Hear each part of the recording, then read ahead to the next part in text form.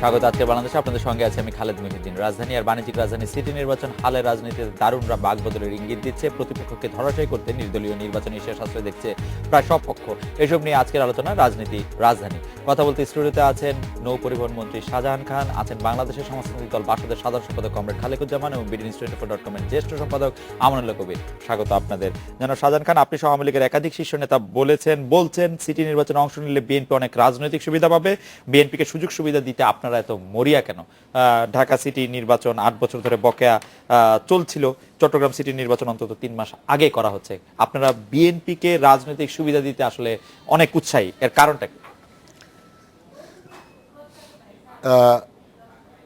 বস্তুবাদের থিওরিতে এটা আমার জানা ভালো বলতে পারবে। সেখানে এই দ্বান্দ্বিক বস্তুবাদ মানে দুটি সত্তার অবস্থানের কারণেই তো বস্তু বিকশিত হয়, যে কারণে সরকার এবং বিরোধী দল বা দুইটা মতাদর্শ এটা না থাকলে সেই সরকার জাতীয় পার্টি মতাদর্শ সেই তার বিকাশ লাভ ঘটবে না। আমরাও মনে করি যে আসলে শক্তিশালী বিরোধী দল না থাকলে আবার আপনার রাজনীতি, এবং তারা যদি মানে যুক্তিসঙ্গতভাবে রাজনীতি করেন আর কি, আবার যদি এরকম সন্ত্রাস করে বিরোধী দল সাজতে চান তাহলে হবে না। অর্থাৎ সরকারের সমালোচনা হবে অবশ্যই, সেটা যুক্তিসঙ্গত এবং একটা মোটামুটি নিয়ম কানুন পদ্ধতির মধ্যে তাকে থাকতে হবে। আমরা যেটা মনে করি যে যারা মানে রাজনীতিতে বিভিন্ন রাজনৈতিক দলগুলো আছে তারা নির্বাচনে অংশগ্রহণ করবে, সেই নির্বাচনের রাস্তাটা আমরা তৈরি করে দিয়েছি। আর বেগম খালেদা জিয়া তো বলতে গেলে এখন রাজনৈতিকভাবে কমায় আছেন, তাকে তো যদি রক্ষা পেতে হয় তাহলে তাকে নির্বাচনে আসতে হবে, সন্ত্রাসের পথ ত্যাগ করতে হবে, গণতন্ত্রের। জনাব শাহজাহান খান, এই কথাটি আপনি আগেও বলেছেন, আপনি চট্টগ্রাম গিয়ে বলেছেন যে তিনি অর্থাৎ বেগম খালেদা জিয়া রাজনৈতিক কোমায় আছেন, সন্ত্রাস ছাড়তে বলেছেন, গণতন্ত্রের পথে আসতে বলেছেন, রাজনৈতিক কোমায় আছেন। আপনাদের সবচেয়ে বড় যে বিরোধী গোষ্ঠী তা আপনারা তাকে নানাভাবে কোমায় নিতেই চেয়েছেন, এখন কোমায় থাকুক মরে যাক, আপনাদের কি অসুবিধা? একজন এই যে মানে আমাদের রাজনৈতিক দলগুলো ধ্বংস হয়ে যাক সেটা কিন্তু আমরা চাই না, কিন্তু স্বাধীনতা বিরোধী শক্তির ধ্বংস আমরা কামনা করি। তাদেরকে যারা প্রশ্রয় এবং তাদেরকে যারা আশ্রয়, বিএনপিকে স্বাধীনতা বিরোধী শক্তি তাহলে মনে করছেন না? আমরা মনে করি যে তারা একটা মধ্যপন্থায়, তাদেরকে জামাত এবং অন্যান্য যারা আছে বিরোধী শক্তি, তারা তাদেরকে নিয়ে এখন তাদেরকে এই বেগম খালেদাকে সামনে নিয়েই তারা তাদের ফায়দা লোটার চেষ্টা করছেন। ধরে নেন, আমি বিতর্কের খাতিরেও যদি বলি যে এরা যদি কখনো ক্ষমতায় অধিষ্ঠিত হয়, বিএনপি দেখবেন যে জামাত বিএনপিকে কিক আউট করে দেবে। এটা এখনো তারা এটা উপলব্ধি করতে পারছে। মানে বিএনপি ক্ষমতায় অধিষ্ঠিত হলে জামাতকে না, জামাতই বিএনপি উৎখাত করে দেবে, সরিয়ে দেবে। এইটা মনে করার কোনো কারণ নাই, কারণ এই জামাতের এক রোকন সম্মেলনে 2006 সালের 3রা জুন তারিখে পল্টন ময়দানে দাঁড়িয়ে তারেক রহমান বলেছিল বিএনপি এবং জামাত একই পরিবার।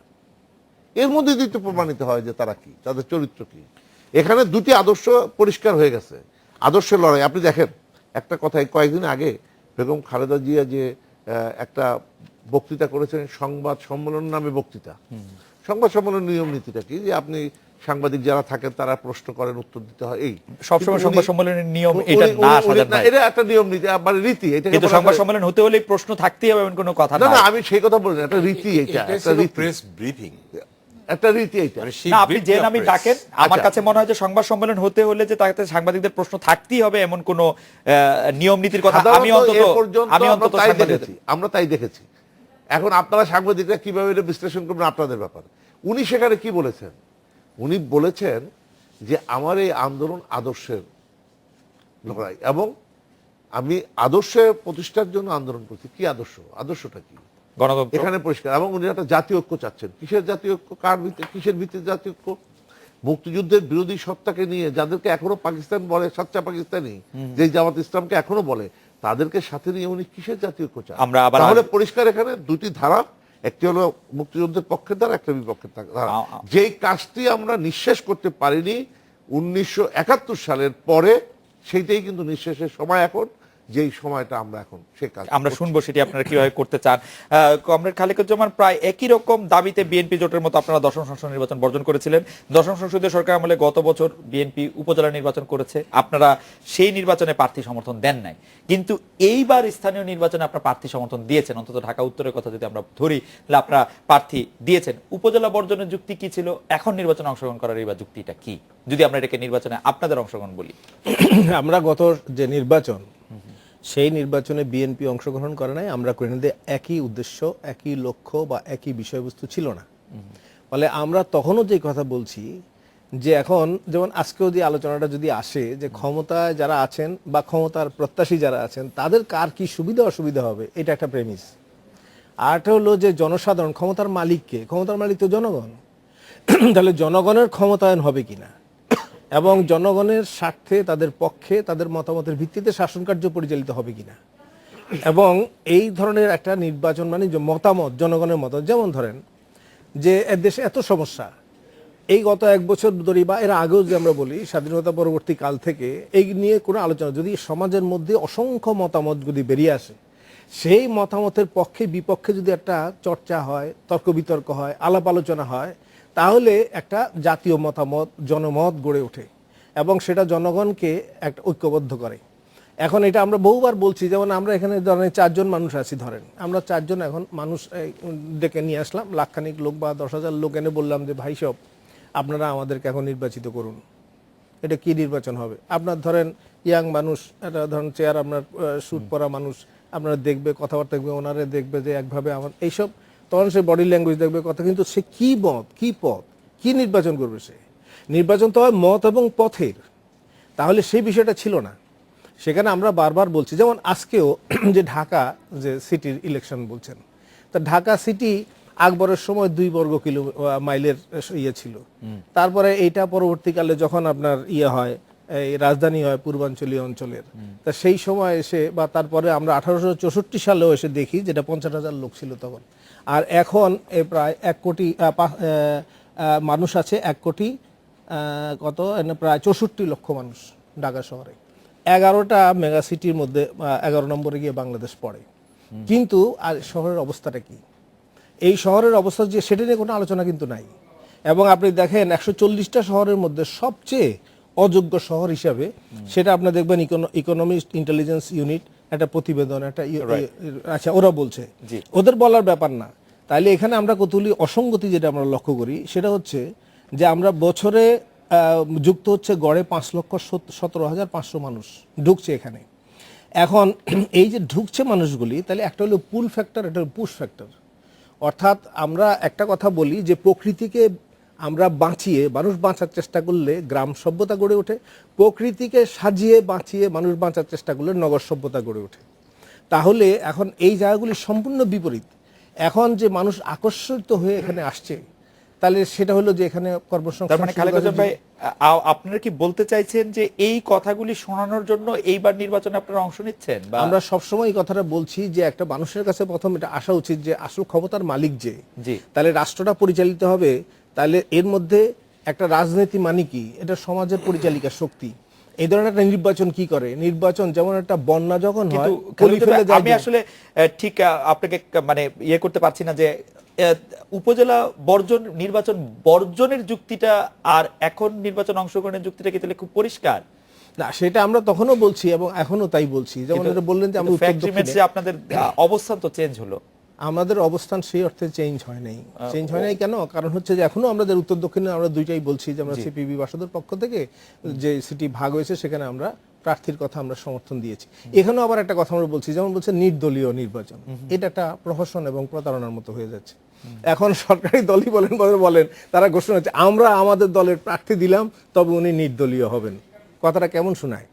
তো ফলে এটা আসলে হইতেছে তো দলীয় নির্বাচন এটা, এবং এখন সেই দলীয় নির্বাচনের সময় তাহলে এখানে সরকার শাসকদের একটা মতলব থাকতে পারে, ক্ষমতা প্রত্যাশীদের যারা তাদের একটা মতলব থাকতে পারে, আর জনসাধারণের আজকে বাস্তব সিটির অবস্থাটা কি এই চিত্রটা একটু তুলে ধরা, এটা নিয়ে কিছু কথা বলা এবং এই প্রতিকারের জন্য। যেমন একটা বলেই আমি তারপর তো আপনি ওনাকে আলোচনায় ডাকবেন। একটা হলো যে জাতীয় নির্বাচন যেটা হয়, যেমন সংসদ নির্বাচন যেটা হয়, সেটা হলো নীতি নির্ধারণের। যেমন ওনারা যে সংসদ সদস্য তারা কি, তারা হলো আসলে একটা নীতি নির্ধারণ করেন, আইন প্রণয়ন করেন।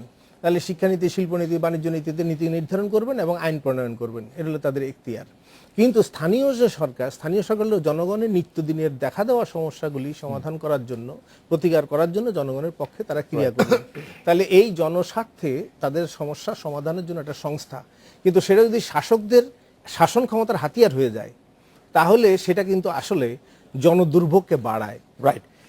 আমার মনে হয় যে এই বিষয়ে আপনার কাছে আরো বিস্তারিত শুনবো। জনাব আমানুল্লাহ কবির, টানা অবরোধ বহাল থাকলেও আগামীকাল থেকে আর হরতালের কথা আমরা কোনো বিবৃতিতে জানতে পারিনি। সিটি নির্বাচনের আয়োজনে সরকারি দলের উদ্দেশ্য কি কিছুটা সফল হলো? আমরা জানি যে এই সিটি নির্বাচনটা আসলে অনেকাংশেই সরকারের শীর্ষ পর্যায়ের সিদ্ধান্তে চিটাগাংটা তো কিছুদিন এগিয়ে নিয়ে আসা হলো। ঢাকার সিটি কর্পোরেশন নির্বাচন আসলে প্রথমে আমরা জুন জুলাই মাসের কথা শুনেছিলাম, তারপরে এপ্রিল মাসে একটু তাড়াতাড়ি করা হলো। এতে কি সরকারি দলের উদ্দেশ্য কিছুটা সফল হলো কিনা? কালকে আমরা কোনো হরতালের কথা পাইনি এখন পর্যন্ত। এটা সরকার উদ্দেশ্য সফল হলো কিনা এটা আমি বলবো না। আমি বলবো যে এই যে আজকে যে আপনার এই যে সিটি কর্পোরেশন নির্বাচন, 3টা সিটি কর্পোরেশন নির্বাচন হচ্ছে, এই নির্বাচন কিন্তু আপনার সরকার এবং সরকার বিরোধী দল অর্থাৎ বিএনপি নেতৃত্বাধীন যারা আছে, সরকার এবং সরকার বিরোধী যারা আছে, তাদের দুইজনের জন্য কিন্তু একটা টেস্ট কেস এই কারণে যে আজকে ধরেন এই যে বিএনপি এবং তার এলাই যারা মানে এই যে আপনার যে ব্লকেট, অবরোধ এবং হরতাল, লাগাতার হরতাল দিচ্ছে। এখন এই যে অবরোধ এবং লাগাতার হরতাল দেওয়ার ফলে যে ঘটনাগুলো ঘটছে আমরা তো সবই দেখছি, তাই না? তারপরে কি হয়েছে, এখন এটার কার্যকারিতাও হারিয়ে ফেলেছে। তারপরও কিন্তু কিছু ঘটনা ঘটতেছে। এটা ইফেক্টিভনেস, তারা যে কারণে এই প্রোগ্রামটা দিচ্ছে, এই ইফেক্টিভনেসটা কিন্তু নেই। এখন তাহলে কি হবে? এই ধরনের পরিস্থিতি কি অনির্দিষ্টকালের জন্য চলতে পারে? অনির্দিষ্টকালের জন্য চলতে পারে না। এটা আমার ধারণা বিএনপিও বোঝে এবং বিএনপির সঙ্গে যারা আছে তারাও বুঝে অনির্দিষ্টকালের জন্য এটা চলতে পারে না। বরং অনির্দিষ্টকালের জন্য চললে সেখানে সহিংসতা আরও এক সময় হয়তো দেখা যাবে, হয়তো কিছুদিন থেমে থাকবে, আবার একটা বড় ধরনের ঘটনা ঘটবে। কাজে এটা অনির্দিষ্টকালের জন্য চলবে না। এটা আলটিমেটলি সেখানে কি হবে, অন্য একটা পরিস্থিতি, জঙ্গিবাদ আসতে পারে বা অন্য কিছু হতে পারে, অনেক ঘটনা, বিভিন্ন ফোর্স উইল বি অ্যাক্টিভ, বিভিন্ন ফোর্স অ্যাক্টিভ হয়ে যাবে। সুতরাং এটা সরকারের জন্য কি হয়েছে, সরকার মানে চাচ্ছে কি, সরকার হচ্ছে যে এই যে পরিস্থিতি, এখান থেকে সরকারও কিন্তু রেহাই পেতে চাচ্ছে। অর্থাৎ সরকার বিরোধী শক্তি তারাও রেহাই পেতে চাচ্ছে আমি মনে করি এই সর্বশেষ বিশ্লেষণ অনুসারে, এবং সরকারও এখান থেকে রেহাই পেতে চাচ্ছে। তো সরকার রেহাই পেতে চাচ্ছে, কাজে এই দুইজনের জন্য টেস্ট কেস। এখন সরকার যে রেহাই পেতে চাচ্ছে, কীভাবে, সরকার কি চায়? সরকার যদি রেহাই পেতে চায় তাহলে ওই যে আপনি মানে তাহলে সরকারকেও কিছু সুবিধা দিতে হবে রাজনৈতিক দল হিসেবে। আমরা যদি ওইভাবে বলে, যেটা সবসময় বলে থাকে যে লেভেল প্লেয়িং ফিল্ড, অর্থাৎ সবাইকে সমান একটা সুযোগ দিতে হবে, তাই না? এখন এই সুযোগগুলো যদি নিশ্চিত করার দায়িত্ব কিন্তু সরকারের ঘাড়ে পড়ে গেছে। অর্থাৎ নির্বাচন যদি হয় সিটি কর্পোরেশনে, সেখানে প্রার্থী দিতে হবে, প্রার্থী দিলে কারা কারা প্রার্থী হবে, অনেকেই জেলে আছে, যদি বেইলেবল হয় তাদেরকে ছেড়ে দেওয়া হবে কিনা, তার মিটিং মিছিল ইত্যাদি ইত্যাদি ইত্যাদি, এইগুলো করার সুযোগ সুবিধা সমানভাবে দিতে হবে। আরেকটা জিনিস হচ্ছে যে এই যে যদি এটা আরেকটা হচ্ছে ইলেকশন কমিশনের দায়িত্ব। ইলেকশন কমিশন কিন্তু একটা নির্বাচন করতে গেলে তার এটা দায়িত্ব হচ্ছে যে মানে সব ক্যান্ডিডেটকে সমান সুযোগ দেওয়া, এটা হচ্ছে ইলেকশন কমিশনের দায়িত্ব। এখন ইলেকশন কমিশন সেখানে কতটুকু অ্যাসার্ট করতে পারবে সেটা নির্ভর করবে কিন্তু অনেকটাই সরকারের উপর, আবার সরকারের অনেক কিছু নির্ভর করবে ইসির উপর, ইলেকশন কমিশন। আমি এই শেষ কথাটা বলতে, সুতরাং এখানে যেটা হচ্ছে এই যে দুইজনই যে একটা এক্সিট চাচ্ছে, এখন কিন্তু ভার্চুয়ালি দুইজনই কিন্তু পয়েন্ট অফ নো রিটার্নে আছে, এখান থেকে দুইজনই বেরিয়ে আসতে চাচ্ছে। এখন আমি মনে করি যে বিএনপির জন্য এই 3টা সিটি কর্পোরেশন নির্বাচন বিএনপির জন্য একটা সুযোগ এনে দিয়েছে এবং সরকারের জন্য একটি সুযোগ এখানে বিএনপির জন্য সুযোগ এনে দিয়েছে যে তার এই যে সমস্ত কর্মসূচি দিয়েছে, এই কর্মসূচি বা এই পরিস্থিতি থেকে বেরিয়ে আসার জন্য, আর সরকারের জন্য একটা সুযোগ সৃষ্টি। আমরা একটা বিরতি নিচ্ছি, বিরতির পর জনাব শাহজাহান খান যখন ফিরবো তখন জানতে চাইবো যে নির্বাচনী ইশতেহারে না থাকলেও নাগরিক সেবার মান বাড়ানোর কথা বলে 2011 সৃষ্টি করেছে।